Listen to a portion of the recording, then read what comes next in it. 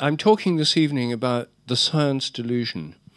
And the science delusion is the belief that science already knows the answers to all the fundamental questions about reality in principle, leaving only the details to be filled in.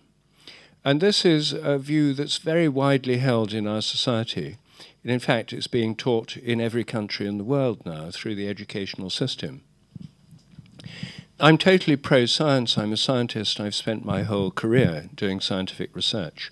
So I'm not trying to be anti-science, but my point really is that the sciences have become trapped in a dogmatic worldview which is inhibiting scientific discovery and inquiry and is becoming increasingly unscientific. So what I'm going to do this evening is outline the 10 dogmas on which current science is based, which are essentially the dogmas of materialistic philosophy, the materialist philosophy of nature, which came to dominate science in the late 19th century. And I'm going to show how if we look at these dogmas or assumptions scientifically, we can ask how well do they actually fit with the discoveries of science itself? And the answer is none of them fit very well. And if we turn these dogmas into questions, science opens up in a new way. New kinds of research become possible. New kinds of questions can be asked. And I think the sciences will be regenerated. And I think we're on the threshold of a completely new phase of science. So let me start by outlining the 10 dogmas, which are the standard default assumptions of almost anyone who's had a scientific education, or indeed any education in the modern world. First, nature is mechanical. Nature is like a machine. Everything in nature is machine-like. The machine metaphor is the dominant metaphor in science ever since the 17th century. Animals are machines, plants are machines, we're machines, we're lumbering robots, to use Richard Dawkins' phrase. Our brains are genetically programmed computers. So this isn't just metaphors, it's taken to be literally true by many people within the scientific world. And secondly, matter is unconscious. The whole universe is made up of unconscious matter, the stars, the galaxies, the planets, the rocks, the water, everything is essentially unconscious. Nature is made of mechanical, unconscious matter. That, of course, raises the question of how come that we are conscious, and that is a huge problem for mechanistic science, as I'll come back to in a minute. The third assumption is that the laws of nature are fixed. The so-called laws of nature and the constants of nature were all fixed at the moment of the Big Bang, and they've been the same ever since. The fourth assumption is the total amount of matter and energy in the universe is always the same, except at the moment of the Big Bang when it all suddenly appeared. And that's the law of conservation of matter and energy. And as my friend Terence McKenna used to say, modern science is based on the principle, give us one free miracle and we'll explain the rest. And the one free miracle is the appearance of all the matter and energy in the universe and all the laws that govern it from nowhere in a single instant. The fifth assumption is that nature's purposeless. There are no purposes in nature. Explaining anything in terms of purpose is not allowed in science. The study of purpose is called teleology. And since the 17th century, purposes have been banned from science. But of course, we have purposes, and so do animals. So that's another problem. How do you explain that? And the whole universe is supposed to have no purpose or direction, which is why the evolutionary process is believed to be a product of blind chance and impersonal laws of natural selection. The sixth assumption is that all biological inheritance is material. Everything you inherit biologically is in your genes, which are material, DNA, or in epigenetic modifications of genes, which are chemical changes in or around the genes, or in cytoplasmic inheritance, but it's all material. The seventh assumption is that your memories are stored as material traces in your brain. Everything you remember about where you went on holiday this year, or what you had for dinner last night, or how to ride a bicycle, all these are stored as chemical traces in your brain, modified nerve endings, phosphorylated proteins. No one knows how after 100 years of research, but the assumption is that they're all inside the head. The next assumption, number 8, is your mind is your brain. Mental activity is brain activity. It's all inside your head. Your consciousness is inside your head and nowhere else. The 9th assumption follows from the 8th. Psychic phenomena like telepathy are illusory. They appear to happen. People think they've had these experiences, but that's just because they're stupid or uneducated or superstitious, because these things are scientifically impossible, because the mind is nothing but the brain and can have no effect at a distance. And the 10th assumption is that mechanistic medicine is the only kind that really works. Alternative and complementary medicine and forms of healing that are non-mechanistic may appear to work, but that's just because people would have got better anyway, or it's nothing but the placebo effect. The only kind that really works is mechanistic medicine based on surgery or drugs. And this isn't just a kind of academic belief, it has a huge effect. And the British Medical Research Council spends about £800 million a year of taxpayers' money on medical research. Every penny of that goes to mechanistic medicine. Not one penny goes to alternative or complementary medicine, because those are just charlatans and quacks. So these prejudices or taboos have enormous effects on the educational system, the National Health Service, and on the way that young people are raised and brought up, and on the way science is funded and taught and pursued. But I think every one of these is based on a misconception, that's a belief that grew up. It was useful when it started in the 17th century up to the 19th century. All this belief system was formed more than 100 years ago, long before the advent of science as we know it, quantum theory and so forth. And in many ways, sciences have burst out of this dogmatic framework, but this is still the kind of default belief system of most modern people. The mechanistic worldview is essentially atheistic. The reason it became predominant in science was not because it was the best scientific theory, but because it agreed with an atheist worldview which people had for different reasons, mainly for political reasons, to reduce the power of churches in Europe and increase the power of socialist or communist parties. So the driving force behind secularization came mainly from political ideologies. So anyway, that's the historical background. And what I'm going to do now is take a few of these dogmas and look at them more scientifically. First of all, looking at the history to see how they came to be that way. I'll take first the idea that matter's unconscious. This was a revolutionary idea in the 17th century when it was introduced into science. It was introduced by René Descartes, who said that the whole universe consists of two completely different kinds of things, matter and mind.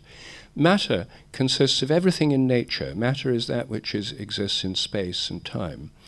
So the whole physical universe, the stars, the planets, animals, plants, rocks, planets, everything is made of matter, and matter is unconscious. Meanwhile, spirit or mind is conscious by definition, and that is confined to three categories: God, angels, and human minds, the rational human mind. So there are three categories of spirit which is not in space and time and is completely different from nature. And this is called Cartesian Dualism, because it creates a sharp duality between spirit and matter. And matter is unconscious by definition.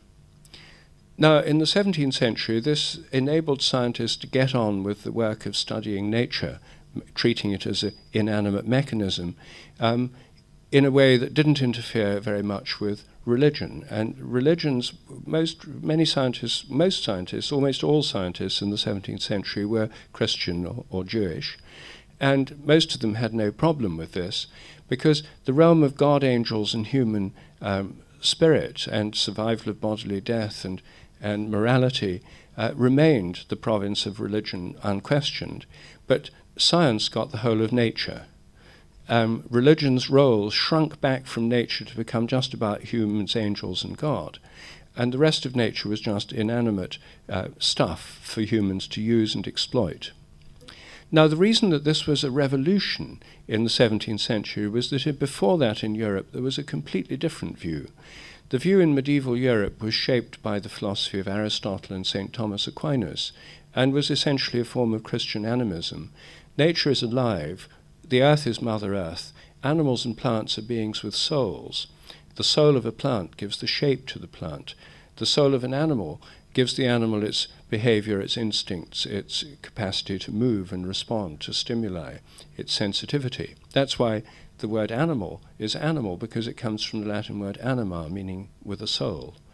And human minds are embedded within the animal soul of humans, which make us close to animals in our instincts and our sensations, and the vegetative soul of humans, which shapes the growth of the embryo. This was the standard worldview in medieval Europe. And the scientific revolution was a revolution precisely because it took the soul out of nature, turned nature into inanimate machinery, and confined the realm of the soul or the spirit to the human rational mind. So it set up a duality between mind and body, between humans and other animals, because it meant other animals are just mechanisms, so we can treat them mechanically, as we do in factory farms today, based on this philosophy, which is still the dominant philosophy of 99.9% of academic biology and medicine. And it also created this split between the realms of science and religion. Now, in the 19th century, this dualism was challenged by people who thought that having two basic principles was too many. There should be just one. And one lot of people said, well, everything's mind. That's the philosophy of idealism, which was very popular in 19th century Europe. So matter's just kind of dumbed down mind. The other philosophy said, no, spirit doesn't exist at all, there's just matter. And that's the origin of materialism, the philosophy there's nothing but matter. At one stroke, by adopting the materialist philosophy, God and angels completely vanish from the world picture, and the human mind becomes nothing but the activity of the brain. And that's how we got to where we are today. And that is still the official philosophy on which science, most academic philosophy, and the entire educational system is based. Now, is matter really unconscious? This is just an assumption. And it's been challenged ever since Descartes put it forward. In the 17th century, the philosopher Leibniz suggested that everything in the universe, every self-organizing system, which he called a monad, has a body and a mind, and every monad, which could be an atom or it could be a human, reflects the universe from its own point of view. So the whole universe is made of conscious units, which are all reflecting the universe from their own point of view. Very interesting philosophy. Spinoza, who is a Jewish philosopher based in Holland, saw the whole of nature as the body of God and God as the mind of nature. So you had a mind and a body both as part of nature. This went out of fashion with the rise of materialism, and it wasn't really until very recently that this kind of view, which is often called panpsychism, pan means everywhere, psyche means psyche or soul or mind, the idea that there's mind everywhere in nature, that matter has some kind of level of consciousness. This idea has suddenly become astonishingly fashionable. It's the hottest thing in the modern academic philosophy of mind debate. The fashion started about 7 or 8 years ago when one of the leading philosophers of mind, Galen Strawson, abandoned straightforward materialism and adopted panpsychism. The reason he did so is because the biggest problem in philosophy of mind today in the English-speaking world is to account for consciousness. The philosophers, most of them are materialists. If you're a materialist and matter's unconscious, how can anything in the universe, including us, ever be conscious? Well, it can't. And so this is called the hard problem in philosophy, just explaining consciousness. And the philosophers of mind in the materialist school have 3 ways of dealing with it. One lot say that it's consciousness simply doesn't exist. It's just folk psychology. People imagine that they have subjective sensations, but actually it's nothing but nerve impulses. And when they're more educated, they'll forget about talking about feelings and thoughts, and they'll just talk about nerve impulses.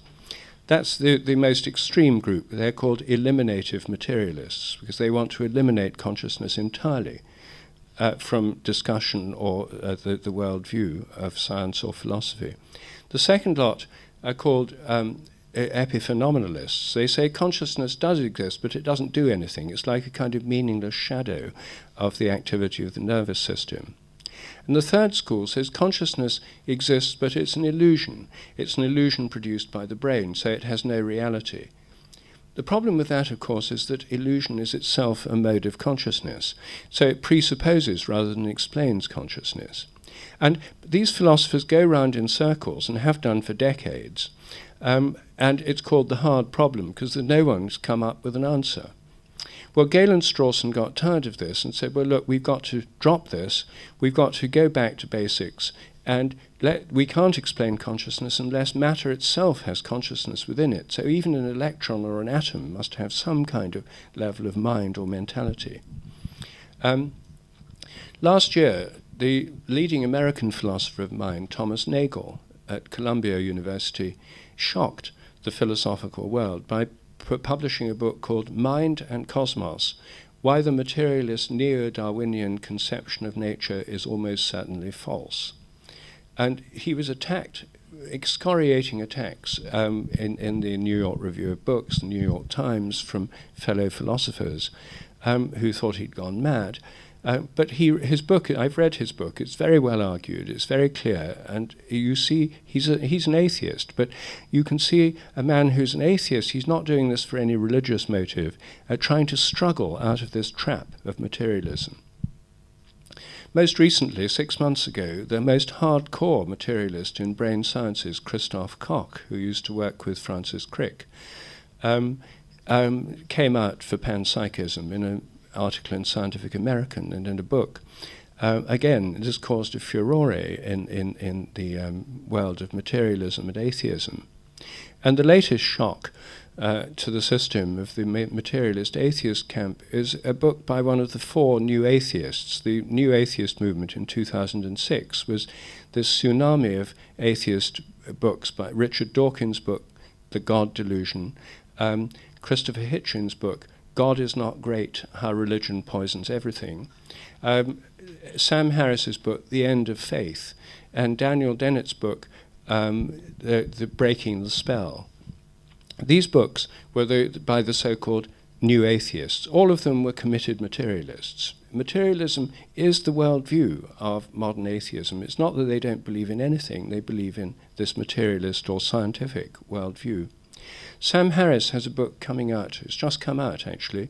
It's called Waking Up. So his new book is Waking Up, and its subtitle is Spirituality Without Religion. Sam Harris has gone over to spirituality and taken up meditation. Again, this is causing shock and horror in the atheist camp. So that's the state of play where we are today. And panpsychism is back on the agenda. Now, if we think about it and think, what does this mean? How can we understand this? We have some help from one of the leading philosophers of the 20th century, Alfred North Whitehead. Whitehead was a fellow of Trinity College, Cambridge. He was the tutor of Bertrand Russell, and together they wrote a famous book called Principia Mathematica, The Principles of Mathematics. And Whitehead was unusual in being a philosopher who knew mathematics extremely well. And when quantum theory started up in the 1920s, Whitehead was the first philosopher to grasp what it meant, or its implications. Whitehead realized immediately that quantum theory destroys the old view of matter. The old view in science was matter's made of stuff, just enduring stuff like little billiard balls. What quantum theory shows is that even electrons and atoms are processes. An electron is a wave, and it's a wave of activity in an electron field. An atom is a vibratory structure of activity. Now, as Whitehead realized, a wave takes time to wave. You can't have a wave at an instant. It takes time for a wave to happen. It takes place for a wave to happen. So you can't have it at a point of space and time. That's why, in the final analysis, the quantum theory has an uncertainty principle. You can't localize a wave at an instant in time or space, because it's a wave. And all matter is now considered to consist of waves or vibrations. So, if it's a wave, if it's a process in time, as Whitehead immediately realized, it takes time, and it means it has a past and a future. So everything, even an electron, has a past pole and a future pole as a polarity in time. And Whitehead's brilliant insight was to see that if we're trying to understand the relation of mind and body, or psyche and body, then the relationship is one in time, not space. We're used to the idea that the mind is within the external worlds outside, and we talk about the inner life and so forth. That there's it's a spatial metaphor for mind-body relations. But he said we should more correctly understand it as a relationship in time. The mind is the future pole. The mental pole is to do with possibilities, things that could happen that haven't yet been decided on. The physical pole is what happens when a decision's been made. Something happens, it becomes a physical, measurable fact. So an electron, before it's done anything, it's just shooting through the air. It has the Schrödinger wave equation, which is part of quantum physics, tells you every possible thing that electron could do. And some are more probable than others. It's a probability distribution of possibilities. Possibilities are not physical facts. They're not physical possibilities. They haven't happened yet. You can measure their outcomes, but you can't measure a possibility per se. Now, as soon as the electron interacts with something, it collapses, all these possibilities collapse down into just one of the many things it could have done. And at that point, it's a measurable physical fact, but it's now in the past. The same is true of human minds. Our consciousness is primarily concerned with possibilities and choosing among possible actions. I'm not speaking here of higher consciousness access through meditation. I'm speaking of everyday consciousness. The everyday mind is filled with possibilities. Our minds are arenas of possibility. And the main function of our everyday minds is to choose among possibilities, and as soon as we've chosen, it becomes a measurable fact. It's a measurable fact that all of us are here in this room this evening. We can be photographed, weighed, measured. It's a physical fact. But there was a time in the past when we hadn't decided to come here. We had a whole range of possible things we could have done this evening. They coexisted in our consciousness, and we chose among them. And once we've made that choice and put it into action, it becomes a measurable fact. It's now in the past. And our minds are now opening to new possibilities. Anyway, this is Whitehead's approach to the mind-body problem, and I think it's an extremely interesting one. And it's one that applies both to people and to electrons.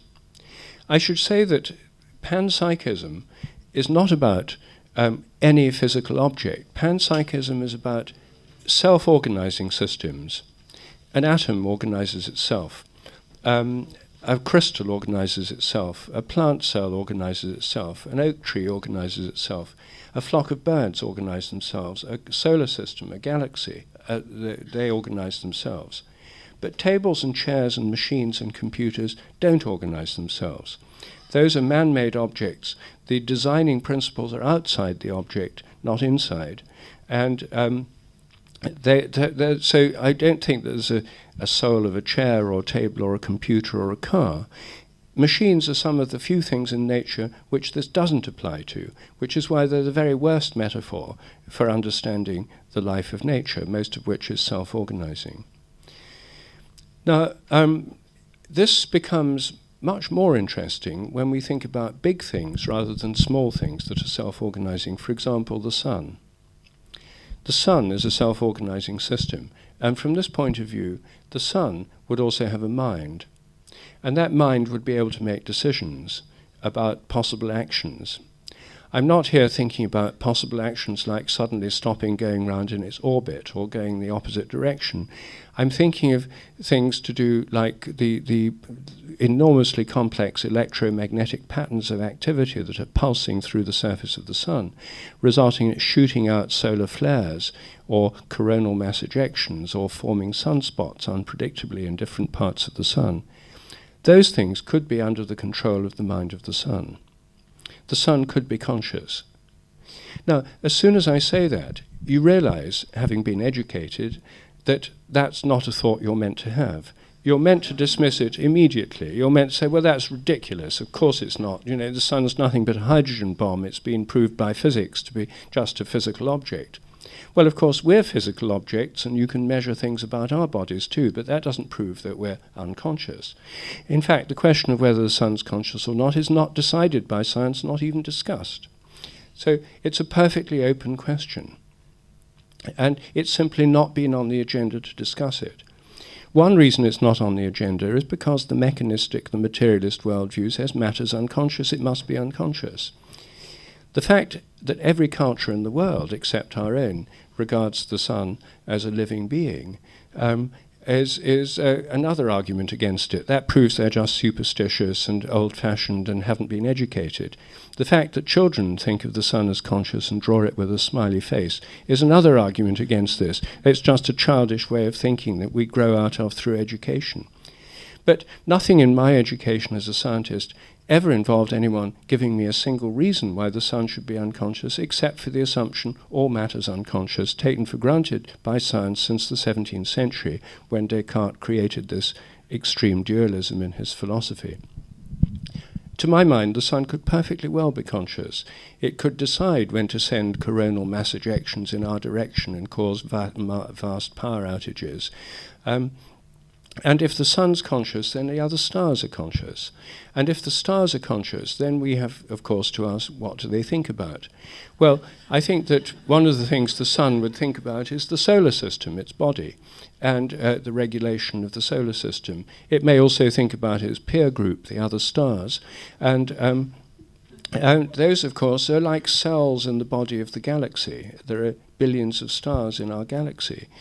And the galaxy has a structure, a huge structure that links all these stars together through vast currents of plasma electricity and magnetism going through the arms of the galaxy.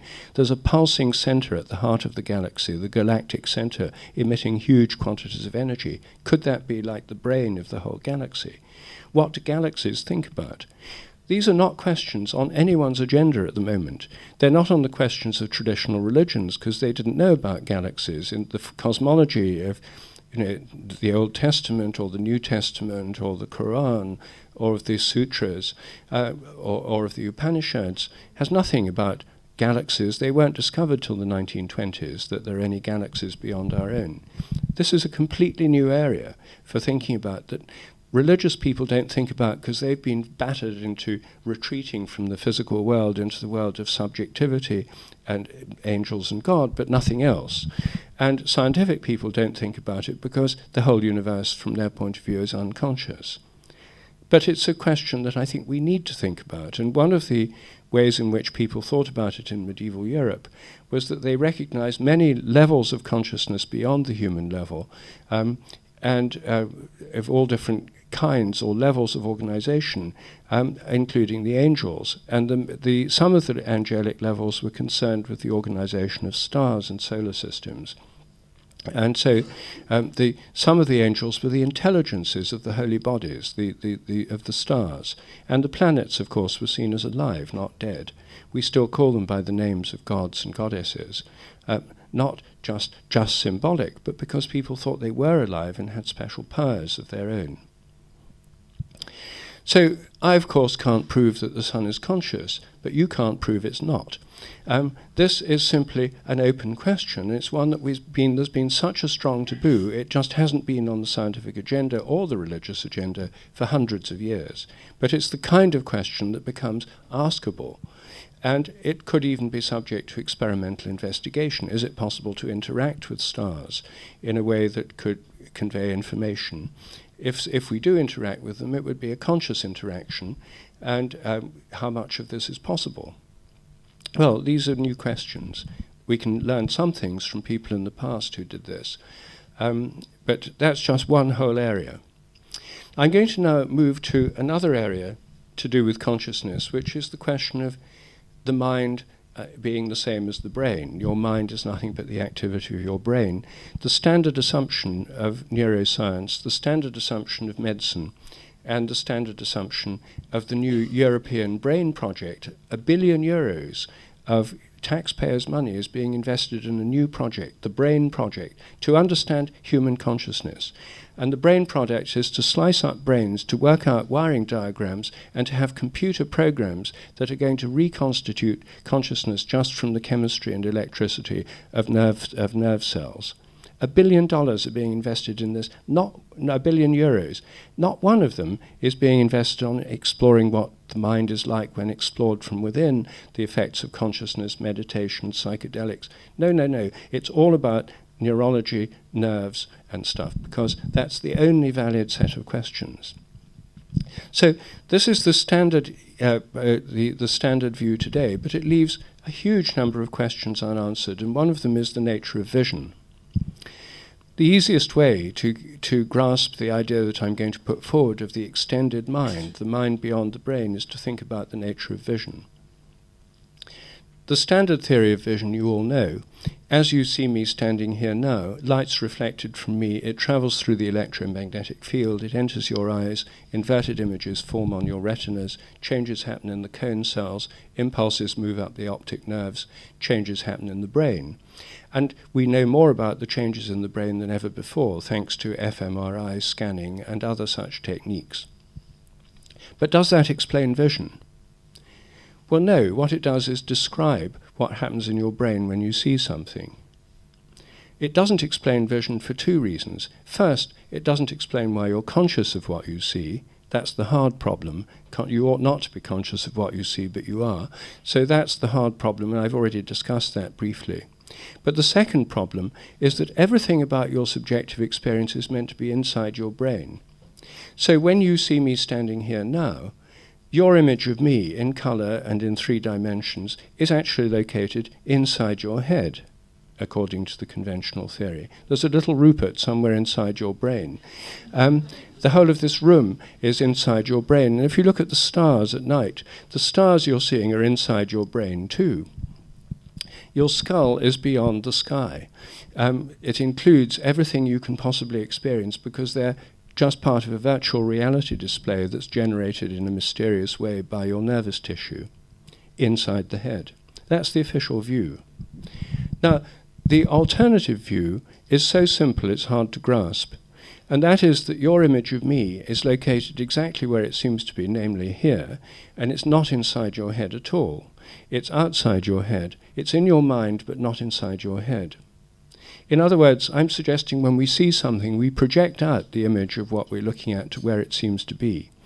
If we look at a distant star, then our image of that star is projected out over literally astronomical distances. So our entire world of experience is outside us. It's part of our mind, but it's invisibly extended beyond us through fields, mental fields which are projected beyond our brains. We're used to the idea of invisible fields that project beyond physical objects from mobile phones. A mobile phone has an electromagnetic field within it, and it also has invisible electromagnetic projections around it, which is why it works. The Earth's gravitational fields within the Earth and around it, the field of a magnet's in the magnet and around it. I think the fields of our minds are in our brains and around them, and I think they extend out through every act of perception.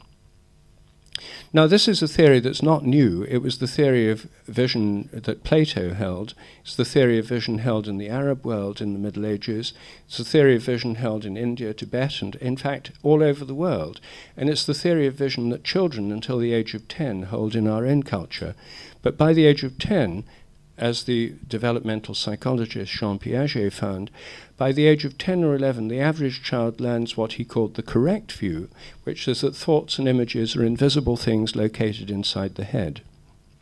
So most children believe that vision involves an outward projection, which is why Superman comics have rays coming out of his eyes, and why the Roald Dahl story Matilda has eye beams that she can move things with. Children love this. It fits with their way of thinking. But we're grown up, and we're supposed to think that's totally childish, superstitious, and ridiculous. Why?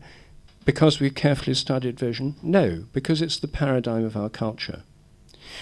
When you look at something in a mirror, your visual projection doesn't get blocked by the glass, since it's mental rather than physical. It goes through the glass, and so you see what are called virtual images behind the mirror. We experience this every time we look in a mirror, the projections from our eyes. It's even the official explanation in physics textbooks. There's a dotted line projected back behind the mirror to the virtual image that sort of connects it to the eye in a straight line. Anyway, this is the view held by everybody except modern educated people. And it's testable scientifically. When I started getting interested in this in the 1980s, I thought, well, actually, it's not just a philosophy, it's a scientifically testable possibility. If I stand behind you, you don't know I'm there, you can't see me, smell me, or hear me, and I stare at your back, could you feel my attention, my gaze? Now, as soon as you ask that, you realize this is a very common experience. The sense of being stared at has been experienced by over 90% of the population, including children. Most people have had the experience of thinking of just turning around. They feel uneasy or something, and there's someone looking at them. Or they've had the experience of staring at someone else and making them turn around. There's a slight sex difference. More women than men have experienced being stared at, and more men than women have experienced making others turn around by staring at them. But most members of both sexes have experienced this, and I'm sure most of you have too. So what's going on? Well, I looked up literature in science on the sense of being stared at, and I found that between 1890 and 1985, there were 4 published papers on this, only 4. 2 of them were written at the end of the 19th and early 20th century by skeptics, saying this is a superstition that should be stamped out by scientific education. The other 2 were people who had actually done tests and found it was real.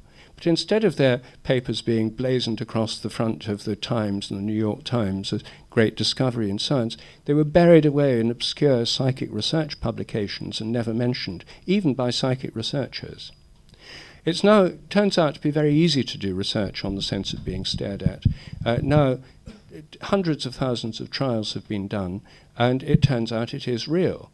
And it even works through closed-circuit television, which is rather surprising. I summarize this research in my book, The Sense of Being Stared At, and Other Aspects of the Extended Mind. So I think that our minds extend out from our brains in every act of perception, and not just human minds. Animals can feel when they're being looked at too, and we can feel when animals are looking at us. I won't go into all the evidence now, but there's a lot of it. I think every animal with image-forming eyes projects out a perceptual world beyond its brain.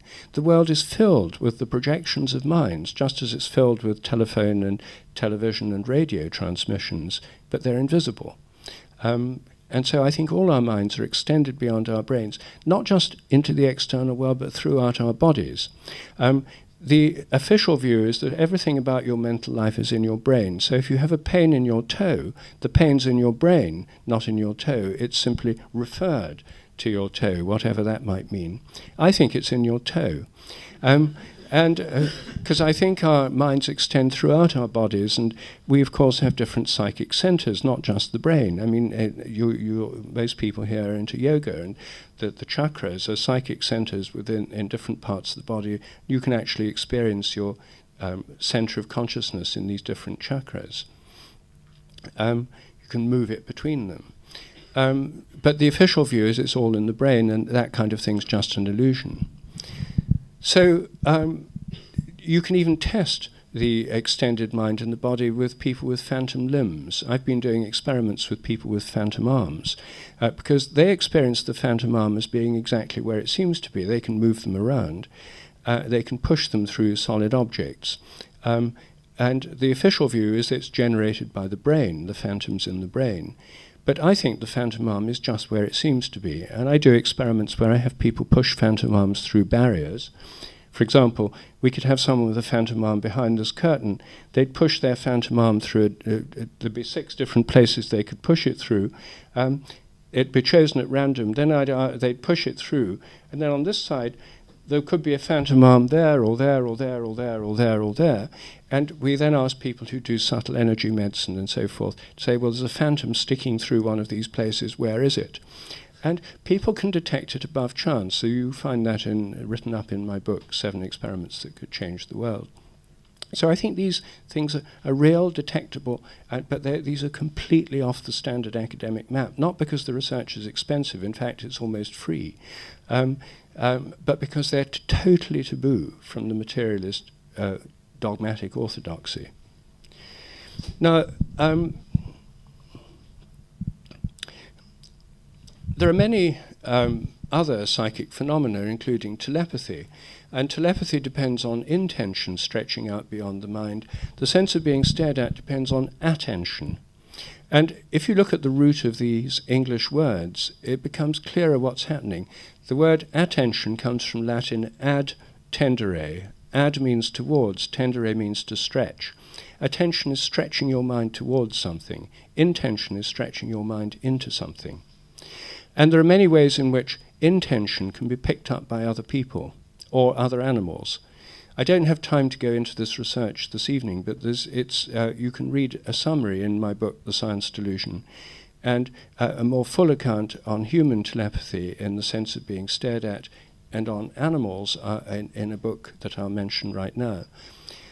I think animals can pick up intentions too. I think telepathy is a normal means of communication between animals within animal groups. And I think it's normal, not paranormal, natural, not supernatural. And I've done a lot of research on telepathy in dogs, cats, parrots, horses, and other domesticated animals. I wrote a book called Dogs That Know When Their Owners Are Coming Home. And in that I did a lot of research on dogs or cats that seem to know when their owner's coming. They go and wait at a door or window 10 minutes, 15 minutes, half an hour before in some cases. We did studies where we film the place the animal waits. We have the people come at random times, not known to them in advance. We pick the random times. We have them come in taxis or other unfamiliar vehicles to avoid familiar car sounds. Or they come on borrowed bicycles or some other unfamiliar. The most expensive aspect of this research is the taxi fares, so borrowed bicycles are preferable. It's hard to get grants for this kind of research, so we cut costs wherever possible. Anyway, you can see a video of one of these experiments on my website in the video section of a dog that knows when its owner's coming home. I've done research on human telepathy, mothers and babies. Many mothers pick up when their baby needs them. If they're nursing mothers, they feel their milk let down, their breasts start squeezing milk out. They might be at work or shopping. They've gone back to work, the baby's a few months old. As soon as that happens, most women think, my baby needs me. And they're usually right. I've done quantitative studies in North London on this with 20 nursing mothers and their babies, and found that these alerts that the women have from their breasts, their body tells them. It's not their mind saying, my baby might need me now. Their breasts react and they think, oh, my baby must need me now. The odds against this being a chance coincidence are 1 billion to 1. And my most recent research is on telephone telepathy, the phenomenon whereby you think of somebody just before they ring, and when they ring, you say, that's funny, I was just thinking about you. What's going on? The official scientific view is that it's impossible, it can't possibly be real, it's just coincidence, and as you'll know from your skeptical friends, and if you doubt it, try it out on them, mention the phenomenon. What they'll do is they'll shift back in their chair slightly, take on a superior look, and they'll say, well, how do you know it's not just coincidence? You think about people all the time, and if one of them rings you, you might think it's telepathy, but you just forget the millions of times you're wrong. Not an implausible argument, but they've got away with this for 100 years since the invention of the telephone without a shred of evidence. In science, you don't just need a hypothesis, you need evidence for it. I've actually tested their hypothesis, and how my tests work is this. If you're somebody who's sometimes telepathic, you sit at home with a landline phone, no caller ID. We film you continuously, so we know you're not getting other phone calls or emails or text messages. You give us the names of 4 people you know well, family members or close friends. We pick one of those 4 at random. We ring them up and ask them to call you. So you don't know who's going to call. It's picked by us at random, and they're miles away. So your phone rings. You think you have to answer who it is before you pick it up. I think it's Anne. Hello, Anne. you're right or you're wrong. By chance, you'd be right 1 time in 4, 25%. In fact, people in these trials have been right 45% of the time, highly significant statistically. It's much more significant than the existence of the Higgs boson in terms of statistics. And we've now replicated this. It's been done in universities in Europe. I now have an online test that I invite any of you to try for yourself. You log on through my website, the Online Experiments portal, and you do it on mobile phones or landlines with 2 other people. And in the tests, one of them is the caller, the other 2 are the receivers, and the 2 receivers have to guess if they're going to get the call or not. And then they'll soon find out, because they get the call and they see if they're right or wrong. It's a very simple test. You do 6 trials in less than 20 minutes. It's free, and it's fun. So do have a go. I've only just launched it, and this is the beta version, and I want to see how well it works. So I'm longing for people to try it. Now, I don't have very long left to go. I'm going very fast. And I wouldn't go so fast if most of you weren't into yoga and more familiar with other ways of looking at the world. If you were, if this was a cell biology or molecular biology lab, I'd be going a lot slower. But I'm going to have to move very fast over the next bit, which is the idea of the laws of nature as being fixed. The idea that the laws of nature are fixed at the very moment of the Big Bang is a carryover from the old cosmology. In the 17th century, when science first got going, science as we know it got going with the idea the world's a machine, and the world was a machine made by God.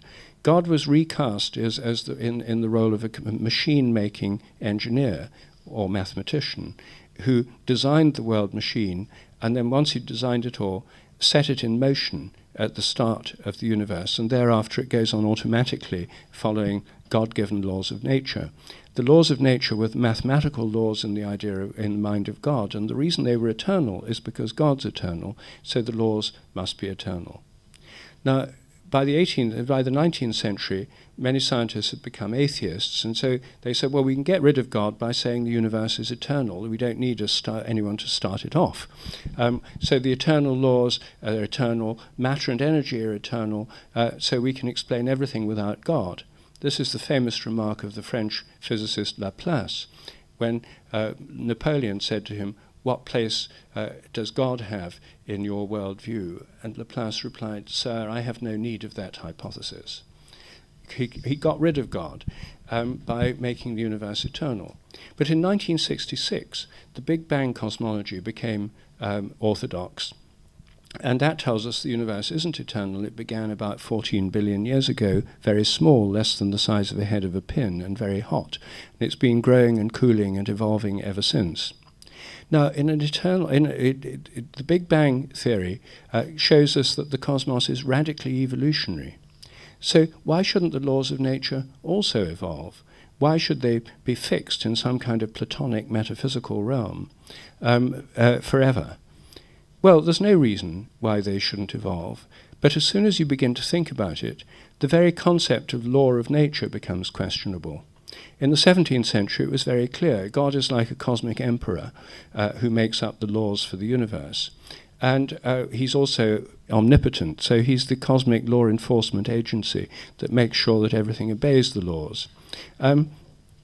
But you see, the concept of law is totally anthropocentric. Only humans have laws. In fact, only civilized humans have laws. Tribes have customs. So to project law onto the whole of nature is itself highly questionable. It's a very questionable metaphor, very anthropocentric, like the machine metaphor. Only humans make machines. We project this aspect of our activity onto all nature. That's what's wrong with the mechanistic. Well, not that it's supremely objective, but it's so deeply anthropocentric.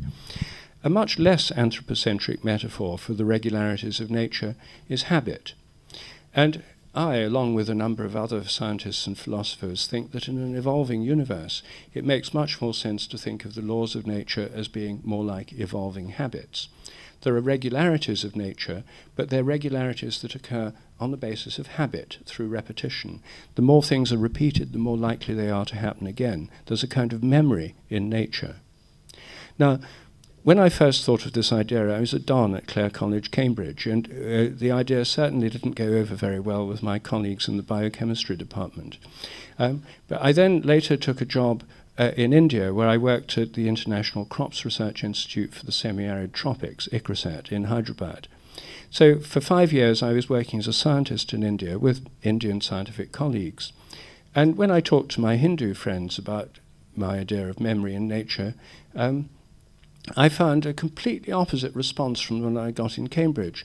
Instead of shock and horror, I got people saying, "Oh, there is nothing new in this idea." See, ancient rishis have said this thousands of years ago.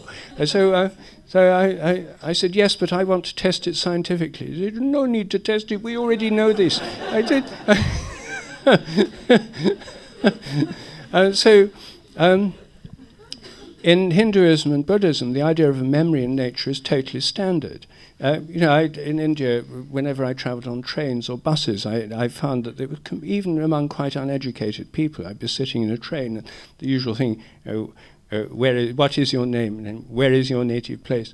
And then, how much is your salary? And then, and then, what is your view of the universe?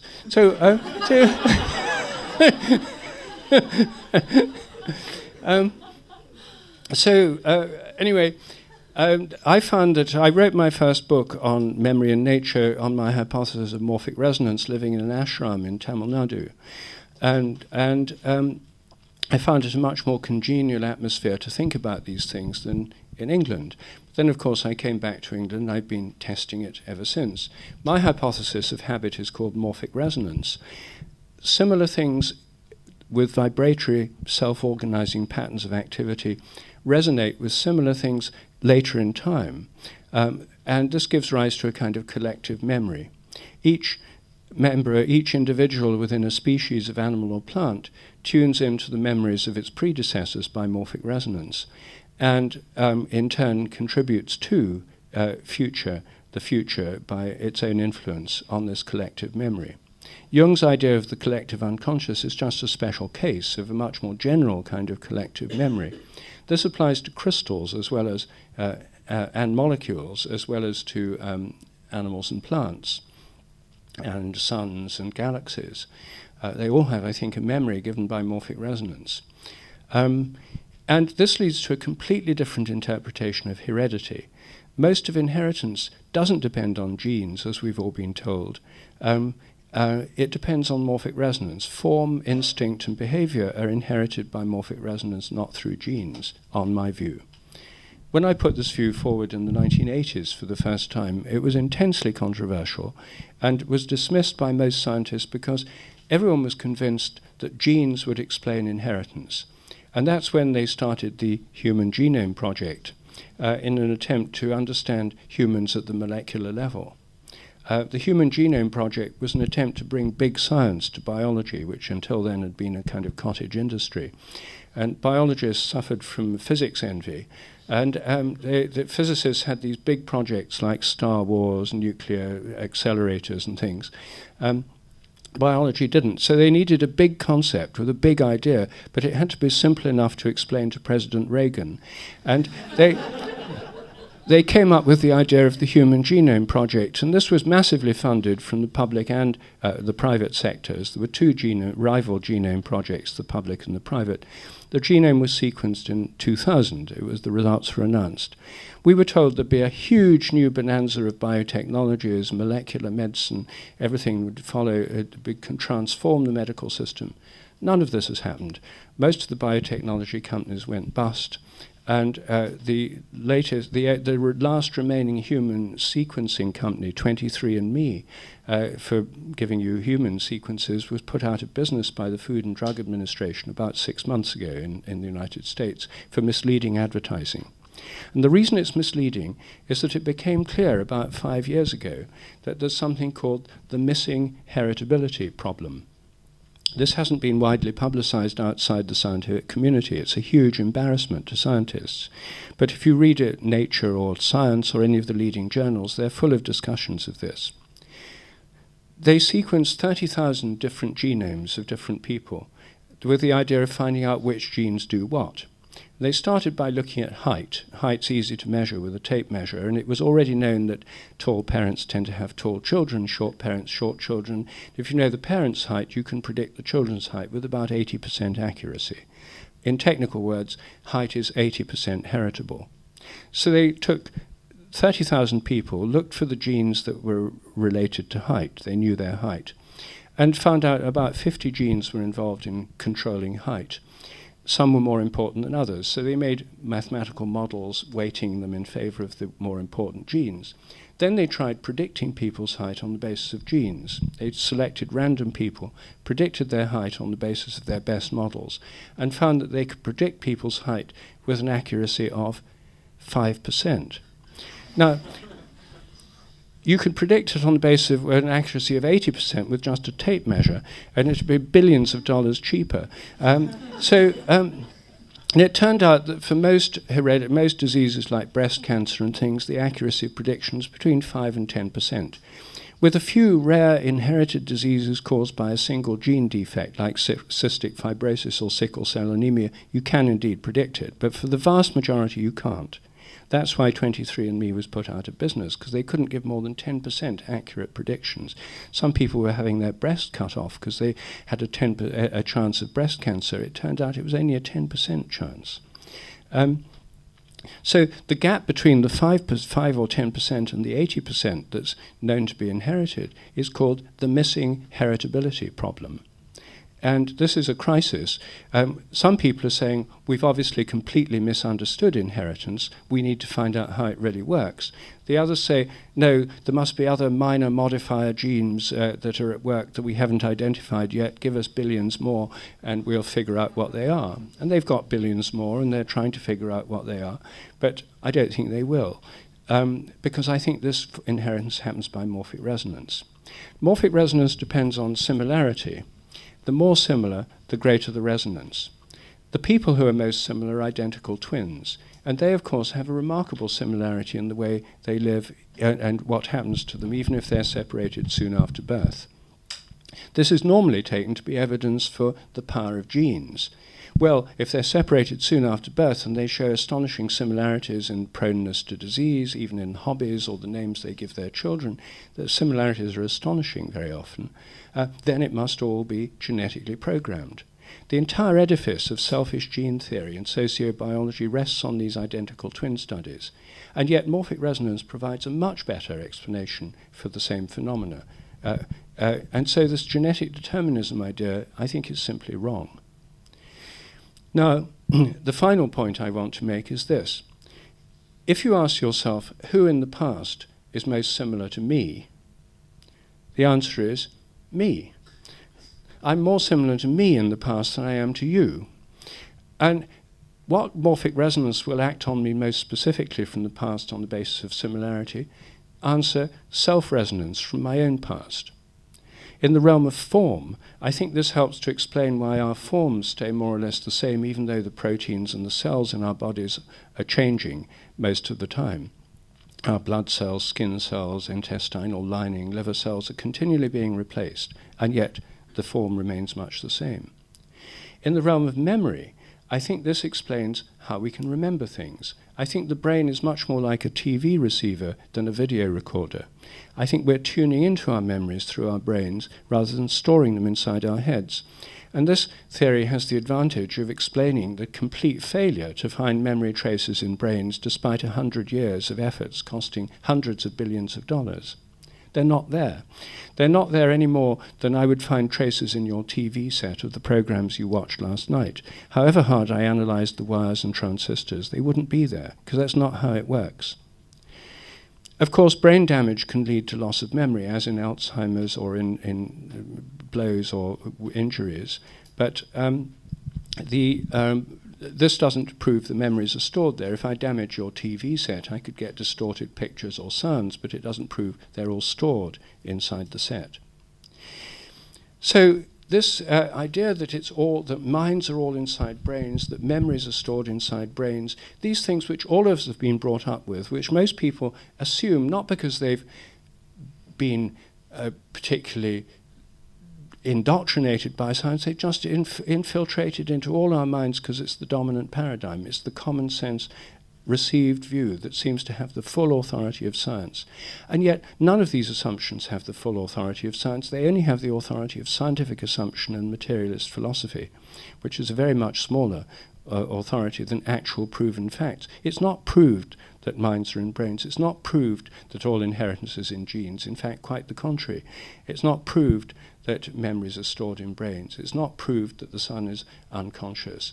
These are simply assumptions.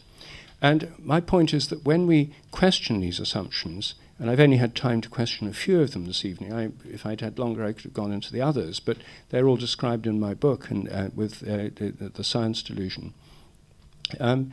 What happens when we do that is that science opens up in completely new ways. All sorts of new questions become possible.